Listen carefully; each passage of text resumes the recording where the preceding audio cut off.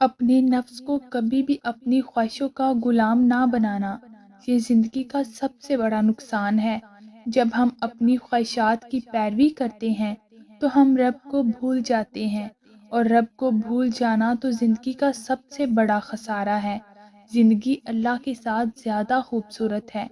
اللہ تعالیٰ پر توکل انسان کو دنیا اور آخرت میں کامیابی کی ضمانت دیتا ہے، خواہ کام کتنا ہی مشکل ہو اور زندگی میں کتنے ہی سخت حالات ہوں یا دشمن کتنے ہی طاقتور کیوں نہ ہوں۔ توکل ہر پریشانی کا حل ہے۔ دیر لگے گی مگر صحیح ہوگا، تمہیں جو چاہیے وہی ہوگا۔ دن برے ہیں زندگی نہیں، صبر رکھو سب ہوگا۔ جو کہتی ہیں دعائیں قبول نہیں ہوتی، تو سن لو، قبولیت صرف یہ تو نہیں جو مانگا ہے وہ مل جائے، قبولیت یہ بھی ہے کہ آپ پر آئی بلائیں ٹال دی جاتی ہیں، قبولیت یہ بھی ہے کہ آپ کو بہترین سے نواز دیا جاتا ہے، قبولیت یہ بھی ہے کہ آخرت میں اپنی دعا کا اجر دیکھ کر آپ حیران رہ جاؤ گے۔ دل کا بوجھ اللہ کی بارگاہ میں رونے سے ہلکا ہوتا ہے، جہاں نہ ماضی کا تانا ملتا ہے اور نہ ہی مستقبل کا خوف، صرف کرم کی چادر سے ڈھانپ دیا جاتا ہے۔ بس ایک سجدہ اور نم آنکھیں، دل سکون سے لبریز ہو جائے گا۔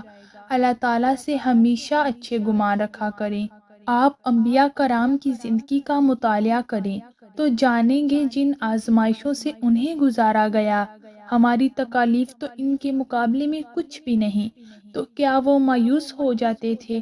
نہیں، وہ ہمیشہ اچھا گمان رکھتے تھے، اس بات کا یقین رکھتے تھے کہ یہ آزمائش کا وقت بھی گزر جائے گا، ہمیں بھی ان کی پیروی کرنی چاہیے۔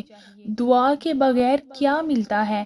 دعا تو اللہ سے بات کرنا ہے، دعا مانگنا بھی کوئی چھوڑتا ہے کیا؟ ایسے اللہ سے بات کرنا بھولتا ہے کیا؟ جو دروازے تمہیں بند نظر آ رہے ہیں وہ انہیں کھولنے والا ہے، جو مشکلیں تمہیں بڑی لگ رہی ہیں وہ ان کا حل کرنے والا ہے۔ اس دنیا میں وہ ہم پر اپنی رحمت اور ہدایت کے رستے بھی کھولنے والا ہے تاکہ اس کی حکمتوں کو ہم جان سکیں۔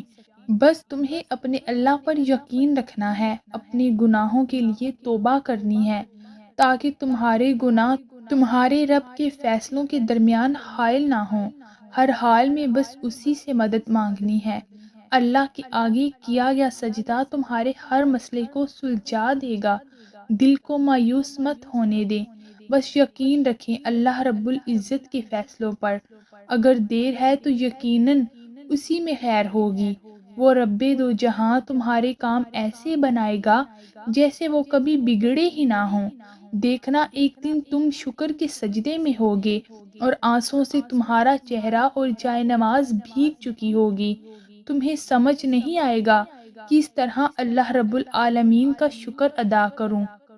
بہت مشکل ہے نا صبر کرنا، مگر یہی تو امتحان ہے۔ اگر صبر اتنا ہی آسان ہوتا تو رب العالمین اس پر اتنا عظیم بے حساب اجر کیوں رکھتے؟